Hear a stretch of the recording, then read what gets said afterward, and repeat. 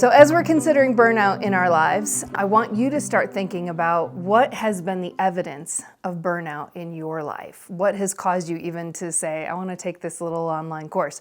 What is going on in your life right now that seems to indicate there's a depletion of your reserves? Maybe it's not hit the rock bottom yet, but you can kind of see it from here. And what are some of the indicators?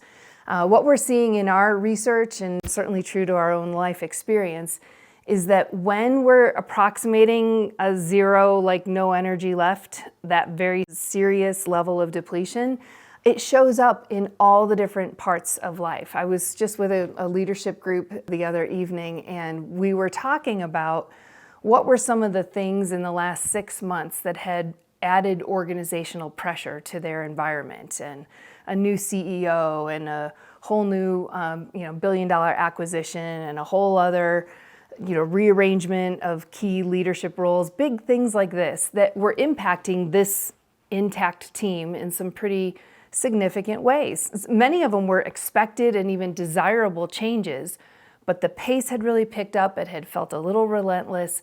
And so we had a really great open conversation with this team and their leader who invited the conversation to say, what has gone on in the last 6 or 8 months?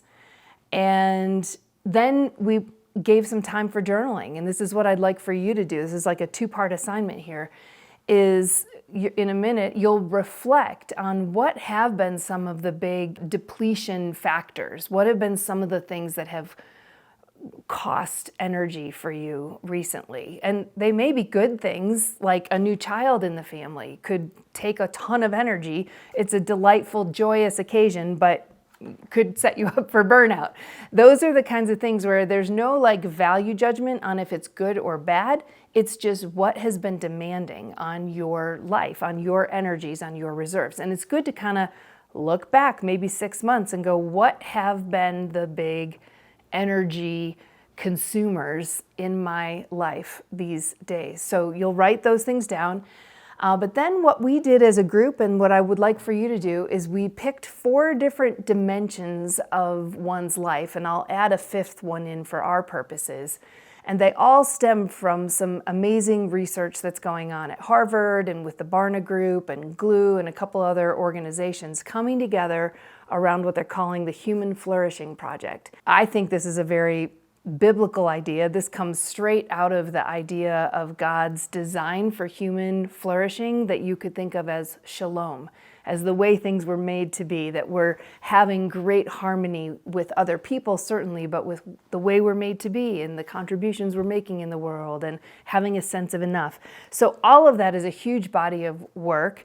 And so what I find helpful to do, and what I'd love for you to do in just another minute, is to line out the different dimensions of flourishing that we know are sometimes contributing and sometimes having the downstream impact of burnout in our lives. So these dimensions, I'll list them out for you.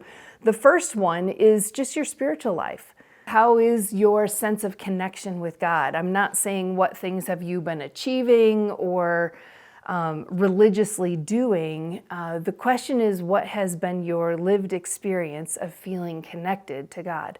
So that's the first category. What do you sense has been true lately in your spiritual life? Does it feel available to you? Does it feel distant and far away? Any of those kinds of things, whatever it is for you.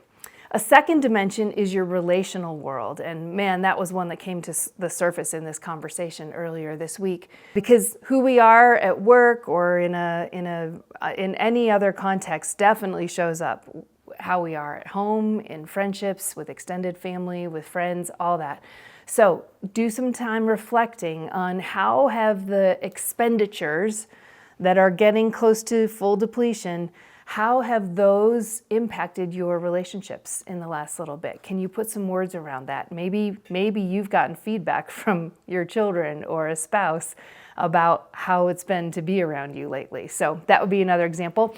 The third category is all sort of the woven together mental and physical health. So this is these parts of us are interconnected. We can split them apart for meaningful conversations, but how the brain is and then how we are handling our mental world, very connected.